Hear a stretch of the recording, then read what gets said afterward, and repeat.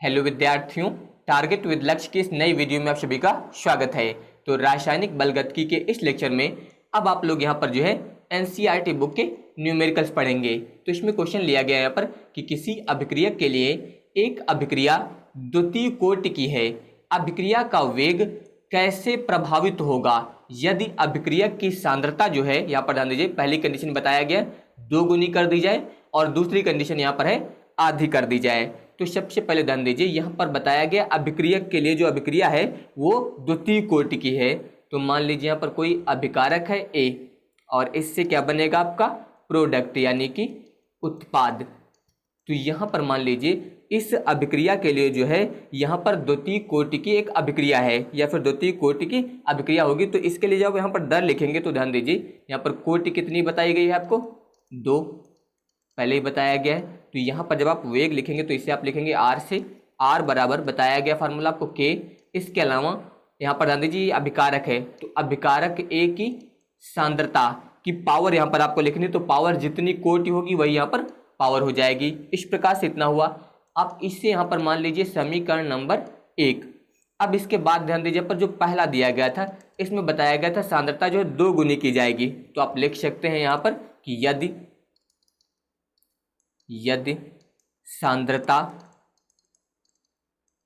सांद्रता 2 गुनी की जाए, 2 गुनी कर दी जाए, तो जब यहाँ पर सांद्रता 2 गुनी कर दी जाएगी तो अब ध्यान दीजिए इसको हम लोग मान लेते हैं R1 से बराबर यहाँ पर हो जाएगा K।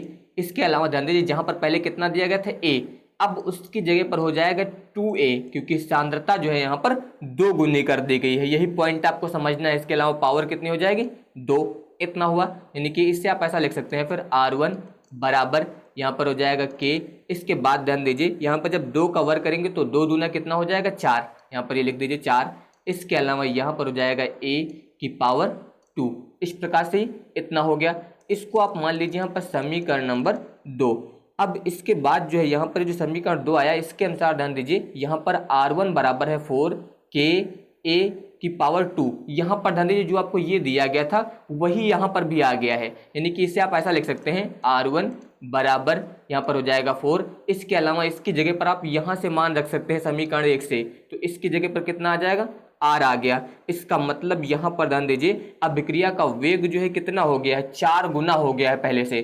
तो अब आप बता सकते हैं यहाँ पर कि इसलिए अभिक्रिया का वेग 4 गुना हो जाएगा, 4 गुना हो जाएगा। यानी कि जब आप यहाँ पर सांद्रता 2 गुनी करेंगे तो वेग जो होगा वो कितना हो जाएगा 4 गुना हो जाएगा। अब इसके बाद ध्यान दीजिए यहाँ पर दूसरी कंडीशन में जब यहाँ पर सांद्रता आधी की जाएगी तो आप लिख सकते हैं यहाँ पर कि यदि सांद्रता आधी, आधी का मतलब होता है 1/2 कर दी जाए। तो अब ध्यान दीजिए यहाँ पर इसको हम लोग मान लेते हैं अब की बार R2 से, यहाँ पर हो जाएगा K। अब ध्यान दीजिए जहाँ पर पहले A लिखा गया था अब की बार वहाँ पर लिखा जाएगा 1/2A, 1/2A। इस प्रकार से पावर कितना हो जाएगा 2। यानी कि इसे आप लिख सकते हैं R2 बराबर ध्यान दीजिए 1/2 का जब आप स्क्वायर करेंगे तो ये आ जाएगा 1/4। इसके अलावा K यहाँ पर हो जाएगा A की पावर 2। अब यहाँ पर आप चाहे तो इसे समीकरण नंबर 3 मान सकते हैं। तो यहाँ पर भी ध्यान दीजिए KA स्क्वायर समीकरण 1 से आप इसकी जगह पर कितना रख सकते हैं, यहाँ पर आप लिख सकते हैं R2 बराबर 1/4। इसकी जगह पर हो जाएगा R। यानी कि यहाँ पर अब जो अभिक्रिया की दर यानी कि जो अभिक्रिया का वेग होगा वो यहाँ पर 1/4 गुना हो जाएगा या फिर बोल सकते हैं चौथाई हो जाएगा। यानी कि आप बता सकते हैं यहाँ पर कि अतः अभिक्रिया का वेग जो है यहाँ पर 1/4 गुना हो जाएगा, 1/4 गुना हो जाएगा। आप चाहे बोल सकते हैं यहाँ पर चौथाई हो जाएगा। तो यहाँ पर जो है इसमें यूज किया गया है समीकरण 1 का, आप लिख सकते हैं समीकरण 1 से। वही आप यहाँ पर भी बताना चाहे तो बता सकते थे समीकरण 1 से, यानी कि समीकरण 1 से आप इसकी जगह पर मान रख सकते हैं। तो इस प्रकार आप यहाँ पर इसे सॉल्व करेंगे। अब इसके बाद ध्यान दीजिए अगला क्वेश्चन है कि एक अभिक्रिया A के प्रति प्रथम तथा B के प्रति द्वितीय कोटि की है। यानी कि एक अभिक्रिया है जिसमें यहाँ पर बताया गया कि अभिकारक A के प्रति जो है प्रथम और B के प्रति जो है यहाँ पर ये द्वितीय कोटि की है। तो इसमें पहला यहाँ पर दिया गया है कि अवकल वेग समीकरण लिखिए। दूसरा यहाँ पर है B की सांद्रता 3 गुनी करने से वेग पर क्या प्रभाव पड़ेगा। और फिर तीसरा दिया गया कि A तथा B दोनों की सांद्रता 2 गुनी करने से वेग पर क्या प्रभाव पड़ेगा। तो सबसे पहला यहाँ पर ध्यान दीजिए, यहाँ पर आपको लिखना है अवकल वेग समीकरण, अवकल वेग समीकरण इस प्रकार से। तो अब ध्यान दीजिए, यहाँ पर आप लिखेंगे R बराबर, यहाँ पर हो जाएगा वेग स्थिरांक के। अब इसके बाद ध्यान दीजिए, इसमें पहले ही बताया गया कि एक अभिक्रिया, यहाँ पर बताया गया A के प्रति प्रथम, यानी कि यहाँ पर जो अभिकारक A की सांद्रता होगी इसकी प्रथम घात, और इसके अलावा ध्यान दीजिए अभिकारक B के प्रति जो है द्वितीय कोटि, यानी कि जो अभिकारक B होगा इसकी सांद्रता कितनी हो जाएगी 2। इस प्रकार से आप चाहे तो इसे ऐसा भी लिख सकते हैं, यानी कि R बराबर K, यहाँ पर अभिकारक A की सांद्रता पावर में आप 1 लिखें या ना लिखें, इसके अलावा यहाँ पर B की पावर कितना हो जाएगा 2। तो इस प्रकार से ये यहाँ पर इसका पहला आंसर हो गया। अब इसके बाद ध्यान दीजिए, यहाँ पर दूसरे में क्या बताया गया था कि B की सांद्रता 3 गुनी करने से वेग पर क्या प्रभाव पड़ेगा। तो अब ध्यान दीजिए, यहाँ पर आप लिख सकते हैं प्रश्नानुसार। तो अब यहाँ पर ये हो जाएगा R बराबर, अब की बात चाहे तो इसे आप मान लीजिए R डैश से, तो R डैश बराबर यहाँ पर हो जाएगा K। ध्यान दीजिए अभिकारक A की सांद्रता में कोई परिवर्तन नहीं करना है, इसे आप ऐसा ही लिख दीजिए। लेकिन जो अभिकारक B दिया गया ये वाला, इसकी सांद्रता आपको परिवर्तित करनी है, और कितने गुना करना है 3 गुना करना है। तो यहाँ पर अब हो जाएगा 3B इस प्रकार से, और पावर में हो जाएगा 2, इतना हुआ। अब ध्यान दीजिए इसे आप ऐसा लिख सकते हैं, यानी कि R डैश बराबर यहाँ पर आप लिखेंगे K। इसके अलावा ध्यान दीजिए यहाँ पर दिया गया है अभिकारक A की सांद्रता, यहाँ पर जो 3 दिया गया इसका आप वर्ग करिए, जब 3 का वर्ग करेंगे तो ये आ जाएगा 9, इसे आप बाहर लिख दीजिए इस प्रकार से। और इसके अलावा यहाँ पर अब हो जाएगा B स्क्वायर, इतना हो गया। तो अब ध्यान दीजिए यहाँ पर जो पहले वाला मान हम लोगों ने ज्ञात किया था K, इसके अलावा अभिकारक A की सांद्रता और यहाँ पर अभिकारक B की सांद्रता की घात 2, इतना था, वही ध्यान दीजिए यहाँ पर आ गया पहले के समान, यानी कि अब अभिक्रिया का वेग जो है पर 9 गुना हो गया। अगर आप इसके अनुसार ध्यान दें, आप यहाँ पर मान लीजिए क्या था यहाँ पर समीकरण नंबर 1, तो इसके अनुसार ध्यान दीजिए आप बता सकते हैं समीकरण 1 से आप लिख सकते हैं R डैश बराबर 9 और इनटू में इसकी जगह पर अब आ जाएगा R, यानी कि अभिक्रिया का वेग जो होगा वो 9 गुना हो जाएगा। आप बता सकते हैं यहाँ पर कि अतः R जो है ये 9 गुना हो जाएगा, 9 गुना हो जाएगा। इस प्रकार से यहाँ पर इसका मान जो है अब 9 गुना हो जाएगा। अब इसके बाद ध्यान दीजिए यहाँ पर तीसरा, जिसमें बताया गया था कि A और B दोनों की सांद्रता 2 गुनी करने पर क्या प्रभाव पड़ेगा। अब की बार यहाँ पर दोनों की सांद्रता को जो है आपको 2 गुना करना है। तो अब इसके लिए ध्यान दीजिए, यहाँ पर लिख देते हैं, यहाँ पर तीसरा, यहाँ पर जो लिखा गया था ये लिखेंगे आप R बराबर K। अब की बार ध्यान दीजिए इसको मान लेंगे आप R डबल डैश से, और इसके बाद ध्यान दीजिए यहाँ पर अभिकारक A था, इसकी सांद्रता आप 2 गुनी करेंगे तो यहाँ पर हो जाएगा 2A। इसके अलावा B था, इसकी सांद्रता आप 2 गुनी करेंगे तो 2B, इसके ऊपर पावर लग जाएगी 2, यानी कि R डबल डैश बराबर यहाँ पर ध्यान दीजिए ये K हो गया, यहाँ पर 2, और इसके अलावा ध्यान दीजिए इसका वर्ग करेंगे तो 2 दूनी 4 आएगा, 4 दूनी कितना हो जाएगा 8, यहाँ पर लिख सकते हैं। इसके अलावा A और यहाँ पर हो जाएगा अभिकारक B की सांद्रता की घात 2। ध्यान दीजिए यही आपको समीकरण में बताया गया था इतना, तो आप फिर लिख सकते हैं यहाँ पर R डबल डैश बराबर 8 इंटू यहाँ पर आ जाएगा R। यही ध्यान दीजिए आपको यहाँ पर ये समीकरण नंबर 1 में बताया गया था। तो इसका मतलब अब यहाँ पर जो अभिक्रिया का वेग होगा वो कितने गुना हो जाएगा 8 गुना हो जाएगा। तो अब आप बता सकते हैं, इसलिए अभिक्रिया का वेग 8 गुना हो जाएगा, 8 गुना हो जाएगा। इस प्रकार से आप यहाँ पर इसे सॉल्व करेंगे।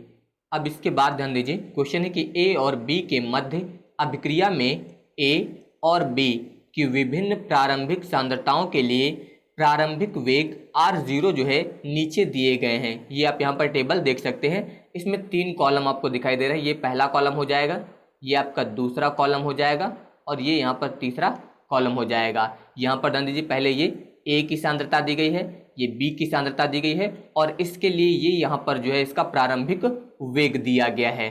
तो यहाँ पर पूछा गया था कि a और b के प्रति जो है यहाँ पर अभिक्रिया की कोटि क्या है, यहाँ पर आपको अभिक्रिया की कोटि बतानी है।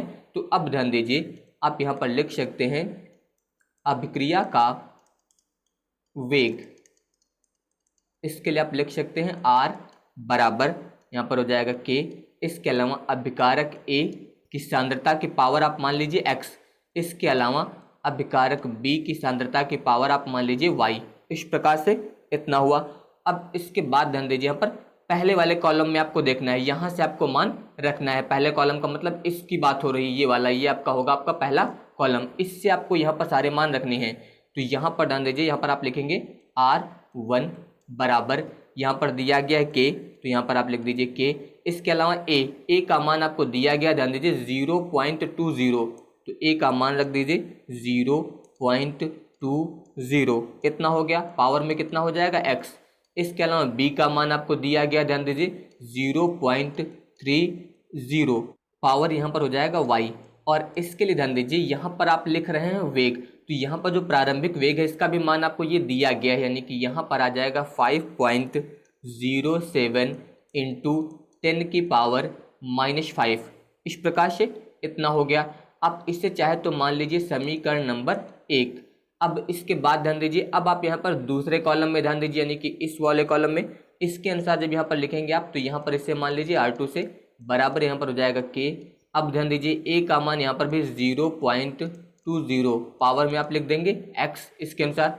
फिर यहाँ पर ध्यान दीजिए b का मान अब की बार यहाँ पर है 0.10 की पावर आप मान लीजिए y। यहाँ पर इसका वेग कितना, ये आपको दिया गया है 5.07 इंटू 10⁻⁻5, इतना हो गया। इसको आप मान लीजिए समीकरण नंबर 2। अब इसके बाद ध्यान दीजिए, यहाँ पर आप तीसरे कॉलम का यूज करेंगे, तो यहाँ से जब मान लिखेंगे तो ये हो जाएगा R3 बराबर k। ध्यान दीजिए a का मान यहाँ पर दिया गया 0.40 की पावर हो जाएगा x, इसके अलावा ध्यान दीजिए b का मान दिया गया 0.05 की पावर y।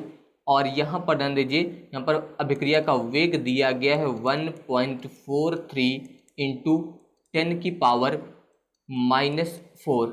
इसको आप मान लीजिए यहाँ पर समीकरण नंबर 3। इस प्रकार से इतना हो गया। अब इसके बाद ध्यान दीजिए, अब इन्हीं समीकरणों को आपको हल करना है। तो सबसे पहले ध्यान दीजिए, आप यहाँ पर लिखेंगे समीकरण 1/2, यानी कि समीकरण 1 को जो है आप 2 से भाग करेंगे। तो 1 में ध्यान दीजिए आपको ये दिया गया है, तो पहले आप ये लिखिए, यानी कि k यहाँ पर हो जाएगा 0.20 की पावर x, इसको अलावा 0.30 की पावर y, और बराबर में यहाँ पर दिया गया है 5.07 इंटू 10 की पावर यहाँ पर दिया गया है -5। इस प्रकार से इतना हुआ। अब ध्यान दीजिए, आप इससे भाग करेंगे, यानी कि समीकरण 2 से जो इसमें दिया गया, तो इससे जब भाग करेंगे तो इसके बटे में लिखेंगे, यहाँ पर आएगा k, इसके अलावा 0.20 की पावर x, और यहाँ पर हो जाएगा 0.10 की पावर y। इस प्रकार से इतना हुआ।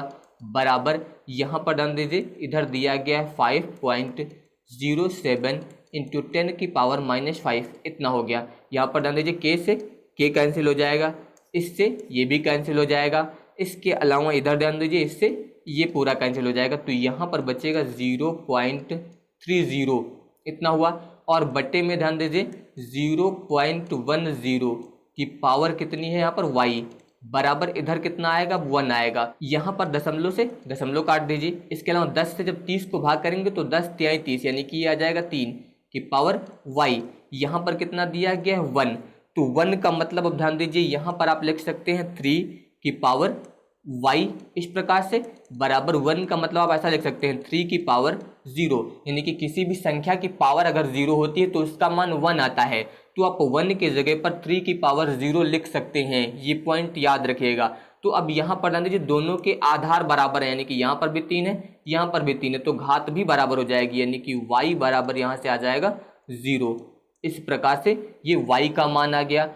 अब इसके बाद ध्यान दीजिए, यहाँ पर अभी आपको और भी सॉल्व करना है, तो इसके लिए अब ध्यान दीजिए यहाँ पर जो है, अब इसके बाद हम लोग समीकरण 2 और इसके बाद समीकरण 3 को हल करेंगे। तो यहाँ पर अब आप लिख सकते हैं समीकरण 2 भागे समीकरण 3। तो समीकरण 2 ध्यान दीजिए, आपका ये दिया गया, पहले आप यहाँ पर लिखिए LHS में दिया गया k 0.20 की पावर x, फिर दिया गया 0.10 की पावर y बराबर यहाँ पर राइट साइड में दिया गया 5.07 इंटू 10 की पावर -5। अब ध्यान दीजिए, आपको भाग करना है समीकरण 3 से, तो बाएं पक्ष को बाएं पक्ष से भाग करेंगे तो यहाँ पर हो जाएगा k 0.40 की पावर x 0.05 की पावर y, और इसके बट्टे में आप यहाँ पर लिखेंगे 1.43 इंटू 10 की पावर -4। इस प्रकार से इतना आ गया। अब इसमें ध्यान दीजिए, यहाँ पर k से k आपका कैंसिल होगा। इसके अलावा यहाँ पर ध्यान दीजिए, अगर इसमें आप कैंसिल करना चाहें तो ये दशमलव से दशमलव कट जाएगा क्योंकि दोनों की पावर x है। इसके अलावा ध्यान दीजिए 20 से कम 20 और 20 दूना 40, इस प्रकार ये कट जाएगा। और यहाँ पर ध्यान दीजिए, यहाँ पर दिया गया है 0.010, इतना आपको दिया गया है। तो यहाँ पर ध्यान दीजिए, यहाँ पर बचा 1 और बट्टे में कितना बचा 2, तो आप लिख सकते हैं 1/2 की पावर x, इस प्रकार से। इसके अलावा यहाँ पर ध्यान दीजिए, ये आपको दिया गया है 0.10, इस प्रकार से कि पावर कितनी हो जाएगी, y का मान अभी आपने ज्ञात किया था, ध्यान दीजिए 0, तो y के जगह पे आप कितना लिख देंगे 0 बट्टे यहाँ पर ध्यान दीजिए 0.05 की पावर, यहाँ पर भी कितना लिखेंगे आप 0, क्योंकि y का मान आपको पता है। इसके अलावा ध्यान दीजिए बराबर, जब यहाँ पर आप इससे सॉल्व करेंगे तो इससे हल करने पर लगभग यहाँ पर आएगा 1/2.82। ये आप यहाँ पर सॉल्व करके चेक कर सकते हैं, यहाँ पर दशमलव से दशमलव काट दीजिएगा। उसके अलावा इसे जब सॉल्व करेंगे तो इतना आ जाएगा। अब यहाँ पर ध्यान दीजिए, ये हो जाएगा 1/2 की पावर x। इसके अलावा ध्यान दीजिए, इन दोनों की पावर कितनी है 0, और अभी आपको बताया गया था अगर किसी भी संख्या की पावर 0 होती है तो उसका मान 1 आता है, तो यहाँ पर भी 1 आ जाएगा और बट्टे में भी 1 आ जाएगा, इस प्रकार से। अब इसके अलावा ध्यान दीजिए, यहाँ पर ये दिया गया है आपको 1/2 इंटू 82, इस प्रकार से। अब इसके बाद 1, इससे आप ऐसा लिख सकते हैं 1/2 की पावर x, 1 की पावर x करेंगे तो 1 आ जाएगा, बराबर यहाँ पर 1/2 इंटू 82, इतना हुआ। तो अब ध्यान दीजिए, दोनों में ऊपर 1 दिया गया है, तो इसका मतलब ध्यान दीजिए, अगर आप तिरछा गुणा करेंगे तो ऐसा आ जाएगा 2 की पावर x बराबर यहाँ पर आ जाएगा 2.82, इस प्रकार से इतना हो जाएगा। अब इसमें आपको यहाँ पर इसे सॉल्व करने के लिए लेना है लॉग।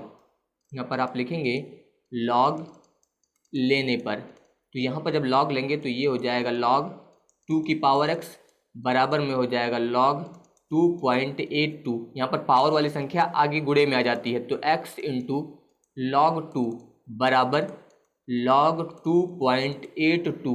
अब यहाँ पर जो है इसे सॉल्व करने के लिए आपको लॉग टेबल की आवश्यकता होगी। तो जब भी पेपर में इस तरह का क्वेश्चन आएगा तो वहाँ पर लॉग के जो भी मान होंगे वो आपको क्वेश्चन में दिए जाएंगे, ये आप लोग याद रखिएगा। तो यहाँ पर मैं डायरेक्ट मान रख देता हूँ x इंटू log 2 का मान, यहाँ पर याद रखिएगा log 2 का मान होता है 0.3010, ये log 2 का मान होता है। इसके अलावा log 2.82 का मान जब रखेंगे तो इसका मान होगा 0.45। ये आप जिसके पास लॉग टेबल है वो चेक कर सकते हैं, इस प्रकार से यहाँ पर ये मान आ जाएगा। इसके बाद ध्यान दीजिए, यहाँ से जब आप x ज्ञात करेंगे अब, तो x बराबर ये हो जाएगा 0. यहाँ पर हो जाएगा 45, ये बट्टे में आएगा 0.3010। जब आप यहाँ पर इसे भाग करेंगे तो लगभग इसका मान आएगा 1.49, यानी कि इसे आप ऐसा भी लिख सकते हैं 1 पॉइंट, ध्यान दीजिए यहाँ पर 4 के बाद कितना दिया गया 9, ये 5 से बड़ा है तो इसके पहले वाले में एक ऐड कर दिया जाता है, यानी कि 1.5, ये इतना आ जाएगा। तो इस प्रकार से यहाँ पर ये कोटि आ जाएंगे। आप लिखना चाहें तो आप लिख सकते हैं यहाँ पर, इसलिए a के प्रति कोटि x बराबर इसका मान आया है 1.5, और इसके अलावा b के प्रति कोटि यानी कि y, इसका मान भी ज्ञात किया गया है, इसका मान कितना आया 0, तो यहाँ पर आप लिखेंगे 0, ये यहाँ पर इसका आंसर हो जाएगा। इस प्रकार से आप यहाँ पर इसे सॉल्व करेंगे। अब इसके बाद ध्यान दीजिए, क्वेश्चन है कि प्रथम कोटि की अभिक्रिया, यहाँ पर ये आपको एक अभिक्रिया दी गई है और इसमें लिखा है यहाँ पर 318 केल्विन पर N2O5 की प्रारंभिक सांद्रता, ये आपको यहाँ पर प्रारंभिक सांद्रता दी गई है, जो यहाँ पर 60 मिनट के उपरांत जो है इतनी रह गई। तो 318 केल्विन पर वेग स्थिरांक की गणना कीजिए। यहाँ पर आपको वेग स्थिरांक की गणना करनी है। तो सबसे पहले ध्यान दीजिए यहाँ पर आपको ये प्रारंभिक सांद्रता दी गई है, प्रारंभिक सांद्रता, इसको आप लिख सकते हैं, ध्यान दीजिए R0 से इसका मान दिया गया है 1.24 इंटू 10⁻⁻² मोल लीटर इनवर्स, ये हो गई यहाँ पर प्रारंभिक सांद्रता। इसके अलावा ध्यान दीजिए यहाँ पर 60 मिनट उपरांत ये आपको अंतिम सांद्रता दी गई है, यानी कि R, इसका मान आपको दिया गया है 0.20 इंटू 10⁻⁻² मोल लीटर इनवर्स, इतना हो गया। इसके अलावा ध्यान दीजिए समय दिया गया है t बराबर 60 मिनट, इस प्रकार से, और आपको वेग स्थिरांक ज्ञात करना है, यानी कि k का मान यहाँ पर ज्ञात करना है। तो ध्यान दीजिए यहाँ पर फार्मूला आपको पहले भी बताया गया है, k बराबर 2.303 बटे में यहाँ पर हो जाएगा t, इसके अलावा log यहाँ पर आप लिखेंगे R0 और बटे में हो जाएगा यहाँ पर R, इस प्रकार से इतना हो जाएगा, यहाँ पर होता है बेस 10। तो ये हो जाएगा, आप ध्यान दीजिए यहाँ पर k बराबर 2.303 बटे में t का मान रख दीजिए यहाँ पर 60, इसके बाद हो जाएगा log बेस 10, R0 का मान रखेंगे तो यहाँ पर हो जाएगा 1.24 इंटू 10⁻⁻² बटे में R का मान रखेंगे तो 0.20 इंटू 10⁻⁻², इस प्रकार से इतना हुआ। यहाँ पर ध्यान दीजिए इससे ये आपका कैंसिल हो जाएगा। इसके अलावा ध्यान दीजिए यहाँ पर 2 अंक पे दशमलव ऊपर भी है, 2 अंक पे नीचे भी है, तो दशमलव से दशमलव भी कट जाएगा। अब अगर आप 20 से इसको यहाँ पर भाग करेंगे तो ध्यान दीजिए 20 से कम 20, इसको कैंसिल करेंगे यहाँ पर तो 20 छक्का आएगा यहाँ पर 120, इस प्रकार से इतना हुआ। पॉइंट लगाएंगे 20 दूना 40, यानी कि यहाँ पर ये आ गया 6.2। तो आप ऐसा लिख सकते हैं k बराबर, यहाँ पर ध्यान दीजिए 60 से आप इसको भाग करेंगे तो भाग करने पर लगभग इसका जो मान आएगा वो आएगा 0.0384, ये आप चेक कर सकते हैं भाग करके, इंटू यहाँ पर हो जाएगा log बेस 10, यहाँ पर ये आ गया 6.2, इस प्रकार से, तो यहाँ पर हो जाएगा 0.0384 इंटू यहाँ पर जो है log 6.2 के लिए आपको log टेबल का यूज़ करना है, तो log टेबल के अनुसार जब इसका मान लिखा जाएगा तो ये होता है 0.7924, इतना हो जाएगा। जब भी पेपर में क्वेश्चन आएगा तो वहाँ पर इसका मान जो है क्वेश्चन में दिया रहेगा पहले से, तो ये इतना हो जाएगा।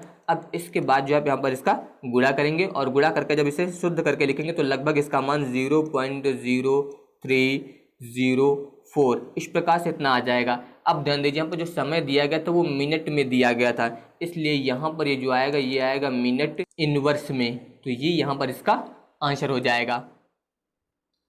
अब इसके बाद ध्यान दीजिए अगला क्वेश्चन है कि दर्शाइए कि प्रथम कोटि की अभिक्रिया में 99.9% अभिक्रिया पूर्ण होने में लगा समय जो है वो अर्ध आयु t½ का 10 गुना होता है। तो यहाँ पर ध्यान दीजिए जो क्वेश्चन दिया गया ये बहुत ही इंपॉर्टेंट है बोर्ड परीक्षा के लिए। तो यहाँ पर बात हुई है 99.9% अभिक्रिया के पूर्ण होने की, तो एक तरफ आप लिख दीजिए यहाँ पर t 99.9, इस प्रकार से लिखिए, और इसके अलावा दूसरी तरफ लिख दीजिए यहाँ पर t½ क्योंकि अर्धायु की बात हुई है। तो यहाँ पर ध्यान दीजिए जब इस अभिक्रिया के पूर्ण होने की बात करेंगे हम लोग तो सबसे पहले यहाँ पर ध्यान दीजिए प्रारंभिक मात्रा जिसे आप लिखते हैं R0 से या फिर आप लिख सकते हैं स्मॉल a से, तो इसका जो मान आप मान के चलेंगे वो पूरा 100 मान के चलेंगे, यानी कि 100% के अनुसार यहाँ पर इसे मान के चलेंगे। प्रारंभिक सांद्रता कितनी है 100। इसके बाद ध्यान दीजिए यहाँ पर अंतिम की बात होगी तो इससे आप ऐसा लिख सकते हैं a-x करके, a का मतलब तो आपका यहाँ पर 100 है और -x का मतलब ध्यान दीजिए यहाँ पर ये बात हुई थी 99.9% की, तो यहाँ पर आप लिख सकते हैं 99.9। जब इसको आप घटाएंगे तो ये आ जाएगा 0.1, इस प्रकार से इतना आया। अब इसके बाद ध्यान दीजिए यहाँ पर बात हुई है t½ की, तो यहाँ पर अगर हम लोग प्रारंभिक सांद्रता की बात करें यानी कि R0 तो इसका मान जो होगा वो कितना होगा आपका 100 होगा।